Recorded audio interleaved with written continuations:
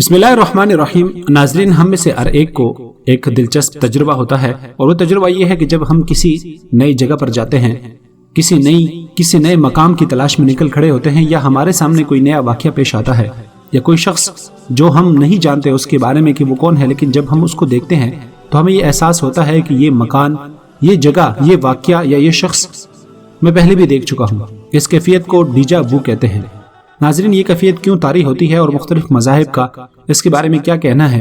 इसके बारे में हम आपको कुछ देर बाद बताते हैं। लेकिन उससे पहले आपसे गुजारिश है कि अगर अभी तक आपने हमारा चैनल सब्सक्राइब नहीं किया तो हमारा चैनल सब्सक्राइब कीजिए और घंटी का निशान जरूर दबाएं ताकि आपको हमारी नई आने वाली वीडियोस के बारे में बर वक्त इत्तला मिलती रहे। नाज़रीन, डीजा वू की कैफियत हर इंसान को तारी होती है, लेकिन उम्र के लिहाज से इसका फर्क जरूर पड़ता है। माहिरीन के मुताबिक बच्चों को सबसे ज्यादा इस कैफियत का सामना होता है। जो उम्र बढ़ती जाती है तो इस कैफियत में कमी आती है, लेकिन एक दौर ऐसा भी आता है इंसान की जिंदगी में जब ये कैफियत बहुत ज्यादा हो जाती है। माहिरीन के मुताबिक वो दौर 15 से 25 साल का दौरान है। इस दौरान इंसान को बार बार ऐसे ख्यालात आते हैं और इंसान समझता है कि मैं ये तमाम वाकयात, ये तमाम जगह और ये चीजें और ये खबरें जो मेरे सामने रोनुमा हो रही है मैं पहले देख चुका हूँ। इस कैफियत को डीजा वू कहते हैं। नाजरीन, हिंदू मत में इसका तस्वर बहुत ज्यादा पाया जाता है और अवगान या फिर जन्म जन्म का जो एक उनके यहाँ अकीदा पाया जाता है वो डीजा वू के ऊपर बुनियाद रखता है। नाजरीन, उनके मुताबिक जो भी हम नया वाकया देखते हैं या कोई चीज ऐसी जो हमारे सामने पहली दफा आ रही होती है लेकिन हमें महसूस होता है कि हम पहले देख चुके होते हैं, वो कहते हैं कि इसके बारे में हमारा जो पिछला जन्म गुजर चुका होता है उसका अमल दखल बहुत ज्यादा होता है। उनके मुताबिक इंसान बार बार इस दुनिया में आता है, मुख्तलिफ शक्लों में जन्म लेता रहता है और जो जन्म खत्म हो जाता है तो उसके वाकयात कुछ न कुछ इंसान के जहन में रह जाते हैं और वो जब दूसरा जन्म लेता है तो उसके बाद वो वाकयात उसको जब भी उसके सामने पेश आते हैं तो वो उसका माजी जो पिछले जन्म में था वो उसको याद दिलाता है कि ये वाकया आपके साथ हो चुका है।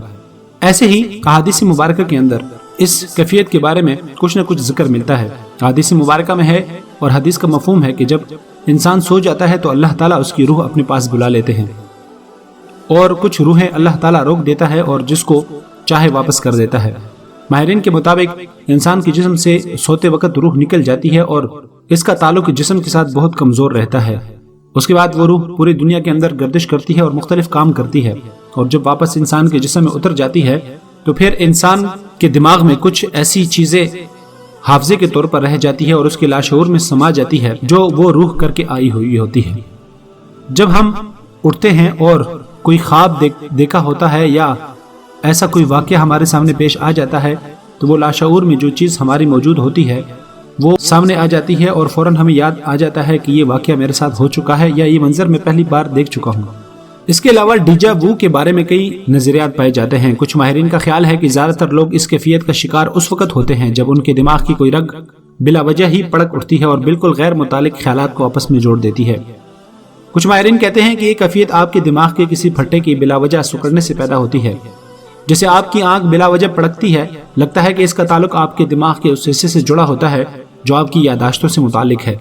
जिसके जरिए आप एक ऐसी दो चीजों या दो वाकयात को जोड़ने में लग जाते हैं। एक तीसरे नजरिए के मुताबिक डीजा वू एक कुदरती अमल है और ये इस वक्त होता है जब आप कोई ऐसी चीज या वाकया देखते हैं जिससे मिलती जुलती चीज या वाकये का तजुर्बा आप पहले कर चुके होते हैं और इसकी याद आपके दिमाग के किसी खाने में महफूज होती है। मसलन किसी कमरे की खास साख्त को या किसी कमरे में मुख्तलिफ चीजें की तरतीब देखकर आपको लगता है कि ये कमरा आप पहले देख चुके हैं। नाजरीन, डीजा वू क्या है और इसकी असल हकीकत क्या है, ये अल्लाह के राजों में से एक राज है। इंसान को अल्लाह ताला ने उतना ही इल्म दिया है जो उसके लिए काफी है और ये राज उस वक्त तक राज रहेगा जब तक अल्लाह ताला किसी इंसान के दिमाग में इसकी हकीकत को डाल नहीं देता।